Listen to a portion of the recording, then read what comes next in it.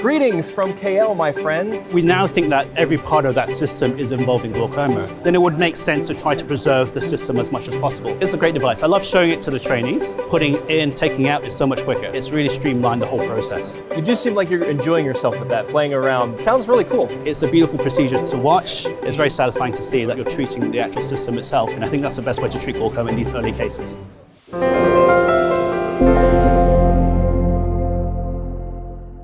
Greetings from KL, my friends. We're here at the APAO 2023, and we're talking canaloplasty and trabecular meshwork with Dr. Jason Cheng of Sydney Eye Hospital. It is so great to be here with you in Kuala Lumpur, Jason.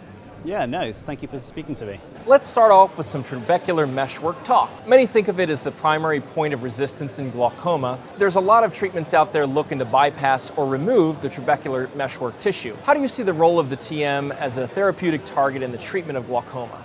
Yeah, traditionally we always think about the meshwork as the main resistant point. And a lot of the medications, a lot of the lasers, SLT is targeted at the meshwork. But now that we've had all these new devices, we'll be able to look a bit deeper and see what's going beyond it. There's a meshwork, and behind that you've got the Schlemm's canal, and then beyond that you've got the collector channels, and that drains on into the episcleral venous system. So we now think that every part of that system is involving glaucoma. If you're thinking that the whole system is involved and it's important in physiological drainage, then it would make sense to try to preserve the system as much as possible. Right. There's also talk about the canal itself having a sort of pump action and has some sort of physiological process where it's not always open. Sometimes it's closed, sometimes it's open. So again, if you're sort of de-roofing or sort of removing aspects of that, I think you are potentially causing more harm. We don't know. But sometimes it's better to do less harm, and then you always have the option of going back and doing more if you need to. I want to just note that it's really interesting talking about the architecture of the system, because usually we're talking about IOP control in fairly simple terms. Yeah. But what we're talking about here, it seems really advanced.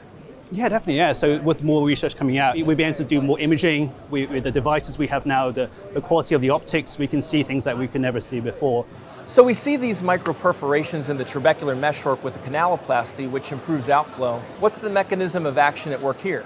When you're putting this microcatheter around the canal, so you're actually putting the catheter itself into the canal, and within that canal you're injecting viscoelastic material, a gel. And you can see what the gel's doing because you can see it under the microscope. And as you're coming back, sometimes you can see the gel coming into the anterior chamber.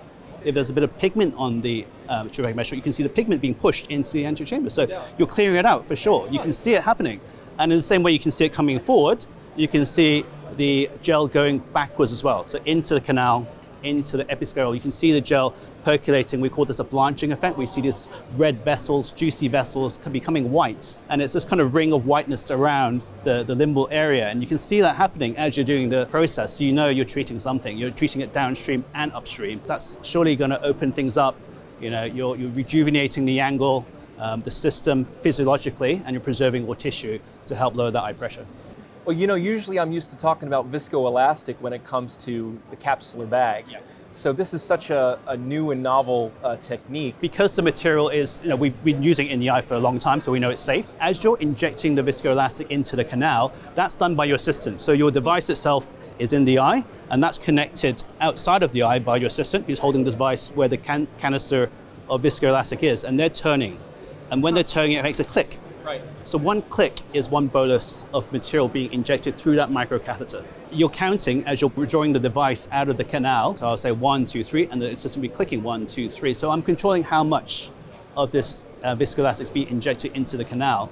And then also based on the speed at which I'm retracting it, I'm controlling where it's being put in, how much I'm putting in, and you can kind of play around with it a little bit, and then you're aiming for that blanching effect. So sometimes if I don't see a blanch, I might go back and try to treat that area again, just to see if I can push an extra bit through as well. You do seem like you're enjoying yourself with that, playing around, but Yes. I mean, in a scientific way, but it sounds really cool. No, it's a great device. I love showing it to the trainees. Yeah. So when I'm in theatre, the trainees are there watching me. So as you're passing it through the canal, you see this flashing lights. And so you can see it in the canal going 360 degrees all the way around the eye. So you're looking at the anatomy, because these trainees are doing their anatomy exams, they're looking at the canal, and they can see it going around and they go, oh wow, that's really cool. And then they see this blanching effects of it coming down at the system. So they're thinking, okay, this is how it works. It's making sense of that knowledge that they're achieving. So I could see a young ophthalmologist really enjoying that procedure. It's great. Do you think reestablishing the trabecular meshwork is a viable approach in all patients?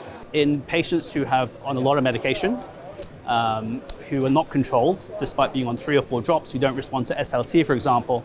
This group, if you try to address the angle through surgery, probably is a bit more disappointing, the results. On the other side is on the early to moderate group on 1 or 2 medications. In that situation, when you know most of the system's still healthy, if you do the operation at that point, you're going to get great results. And we've seen that in a lot of those studies that are coming through now. What's been your clinical experience with canaloplasty in treating primary angle closure patients? So we have a poster here actually, looking at that same group. So we have about 40 patients that we looked at prospectively over a 12-month period. It's a multi-center trial from 6 different sites and 6 surgeons. Most of them were combined with cataract, some of them were as a standalone in angle closure disease. What we're seeing is that they respond really, really well. So our patients often start with a pressure of 21 on 2 medications, and after a 12-month period, we're able to sustain them at pressures around 14, 15 on about half the medication. So you've really dropped the pressure and you've dropped the medication, which is really important. I see you use the iTrack in a lot of the canaloplasty procedures, so what's behind that choice? So I think it's effective. It's a beautiful procedure to watch. It's really fun to do. It's really satisfying when you're seeing that microcatheter going 360 degree around the angle, and watching what we said just in that blanch effect of that flow coming through. It's very satisfying to see that you're treating the actual system itself physiologically. You're not bypassing it, you're trying to rejuvenate what's existing there. And I think that's the best way to treat glaucoma in these early cases. Fantastic. Have you always used the iTrack system, by the way? Or, if not, when did you start using it? So we had the iTrack, which was the iTrack Classic, and that's what we used before. We've recently had the iTrack Advanced. It's really gone forward and given us a better option, and it's so much easier to perform this procedure now. Okay, so you've kind of upgraded the equipment, so to speak. Any particular reason? With the Advance, it's a single handheld device, and it's controlled with a sliding device with your finger. So your finger goes just forward and backwards, so that's a movement. You don't need to make a main wound incision if you're not doing cataract surgery. You're coming through the side port alone. You fill the eye with a viscoelastic. You come in with the device. So this device is curved with a slightly sharp tip at the edge, and with that tip, you just want to penetrate gently the meshwork to just slide it into the canal. And then you can see the flashing light as you're advancing with your finger. And you can see that flashing light with the microcatheter just passing into the canal. Yeah. And then actually it goes really, really fast. So you just advance your finger a little bit and you can see it begin to go around. And it just slides. It's just like 10 seconds, bam, you're all the way 360 degrees. And then as you're withdrawing, the same thing, you go the other way with your finger, you're pulling backwards with your finger, and you're watching that flashing light come backwards around you. Putting in, taking out is so much quicker. So it's really streamlined the whole process. What are your surgical pearls for surgeons new to canaloplasty and the iTrack? So when I'm teaching this to the trainees, I think any angle surgery, the key really is the positioning. So you want to be tilting the head in the right position. You want to be away from you. You want to get your microscope in a good order. You want to be comfortable. And then you want to have the eye in position. And you put your gonio lens in and you want to focus. Zoom. I like to zoom really, really close in. Spend a lot of time focusing to make sure I know what I'm doing. So that's the biggest pearl, I would say. So the second pearl would be when you're coming with your device with the iTrack Advanced, and when you enter into the meshwork, it's semi-transparent. So you want to still be able to see it. You just advance a little bit and you can see the tip through the meshwork, and then you feel you're pretty ready to go. I know that there's a lot of surgeons around the world who know you and have a lot of respect for you. All in all, would you recommend your peers to adopt canaloplasty? We're really spoiled for choice now in this space of what to do in this. You got the mild, moderate, advanced glaucoma, and along the way you can have a lot of choices. And so I think this should definitely be in everyone's toolbox. You have the option of using it. It's not suitable for every case, but there's certainly some cases, for example, angle closure has been talking about. I think that works really, really well, and we've got results to show that. And regarding the iTrack specifically, I guess that's a recommendation. It works really well. So it treats 360 degree of the angle. You're treating all parts of the system. So it does offer something different to what the other devices show as well. So it's a really nice, neat device. It sounds like there's quite a lot of momentum here for MIGS like canaloplasty and the iTrack. These procedures are going to make a big difference, I can tell, especially in Asia. So it has been my absolute pleasure here to talk to you about this great innovative topic today, Dr. Cheng. Great, thanks so much for having me.